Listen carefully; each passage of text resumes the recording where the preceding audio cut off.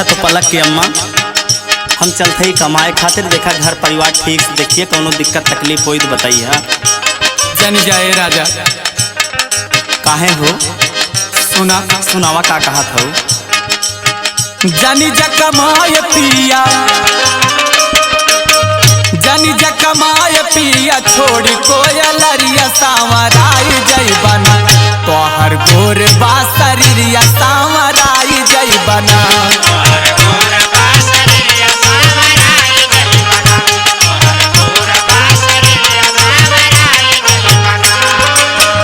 जानी जा कमाए पिया, छोड़ी कोयलरिया सांवराई जइबना, तोहर गोर बा शरीरिया सांवराई जइबना।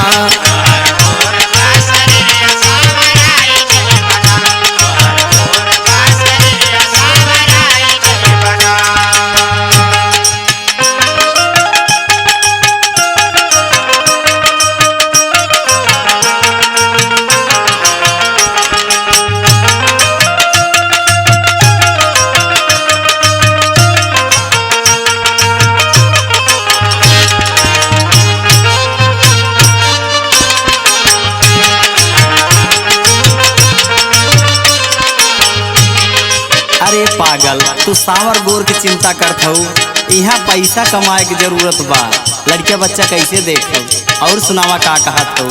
सुनावा। जइबा बहर पिया, लागे नाही मानवा, रही रही छछनी पिया से जिया पे परानवा।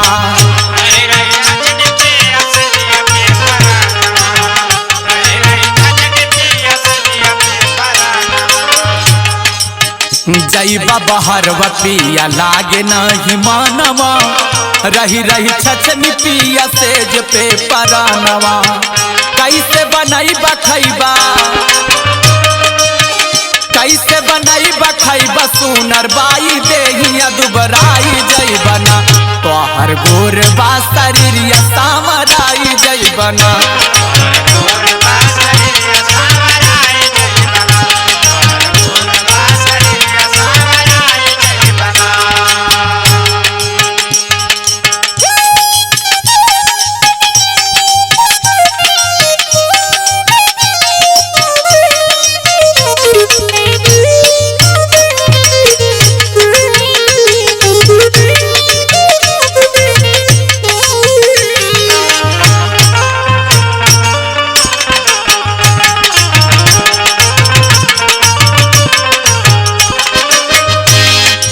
और सुना पिया, सुनावा। राहुल हनुमान पिया, माना हमर बात हो, जिंदगी बिताई लेब खाई के नून भात हो।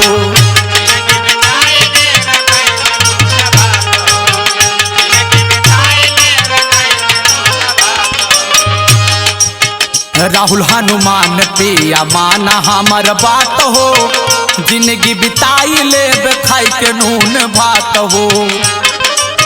जाके कौनो सावतिन पे, जाके कौनो सावतिन पे पिया, वो तू हमारे लो भाई जइबना, तोहर गोर बा शरीरिया सांवराई जइबना।